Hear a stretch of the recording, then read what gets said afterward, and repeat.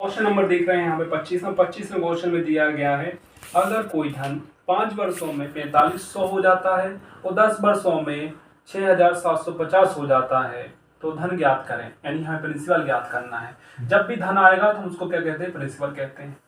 तो इस क्वेश्चन में देखेंगे कि प्रिंसिपल जो है 5 वर्षों में 4500 हो जाता है और अगले 5 वर्षों में 6750 हो जाएगा।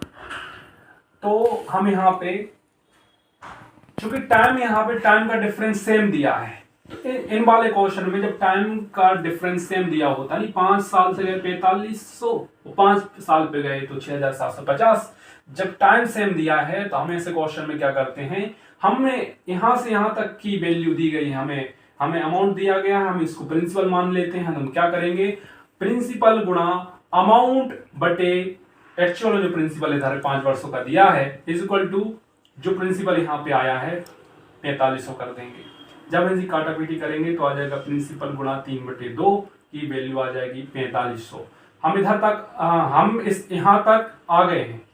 अब हम इधर से इधर तक आने के लिए प्रिंसिपल गुणा 3/2 कर रहे हैं 4500, तो प्रिंसिपल की वैल्यू आ जाएगी 3000। तो इसका प्रिंसिपल जो था 3000 था, 5 वर्षों में चक्रवृद्धि ब्याज 4500 हुआ और अगले 5 वर्षों में 6750 हो गए। नेक्स्ट क्वेश्चन जो दिया गया है इट इज वेरी डिफरेंट।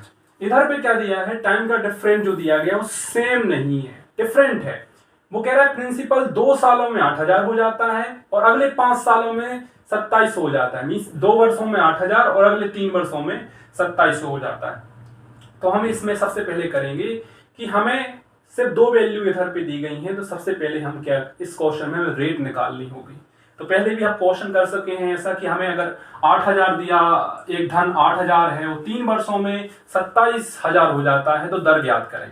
तो ऐसा क्वेश्चन पहले कर चुके हैं, उसको हम दर जब ज्ञात करते हैं तो हम उनका क्यू रूट कर देते हैं, क्योंकि 3 साल में दिया गया है टाइम और हमें ये दिया गया है प्रिंसिपल और अमाउंट, तो 2 और 3 आ जाएगा। तो हमें 1 मिल रहा है ब्याज 2 पे, तो रेट हो जाएगी 50%। हमारा नया फ्रेश क्वेश्चन बन गया जो हम सॉल्व करते आ रहे हैं। हमें रेट दी है 50%, प्रिंसिपल हमें ज्ञात करना है, टाइम हमें 2 साल दिया है क्योंकि हमें इधर से इधर पे आना है, 2 साल हमारा टाइम हो गया और अमाउंट में 8000 दिया गया है, ये अमाउंट है। तो बस हम बेसिक विधि से ट्री मेथड से करेंगे। हम बेस वैल्यू का वर्ग करेंगे 4, 2 फर्स्ट ईयर का, सेकंड ईयर का 2 और ब्याज का ब्याज 1 आएगा। क्योंकि अमाउंट हमें दिया गया है तो CI प्लस प्रिंसिपल अमाउंट होता है, तो CI ये हो गया 5 और प्रिंसिपल हो गया 4। 9 की वैल्यू 8000 दी गई है तो 1 की वैल्यू 8000/9 और हमें प्रिंसिपल चाहिए तो 4 का गुणा कर देंगे, प्रिंसिपल आ जाएगा 3555.55।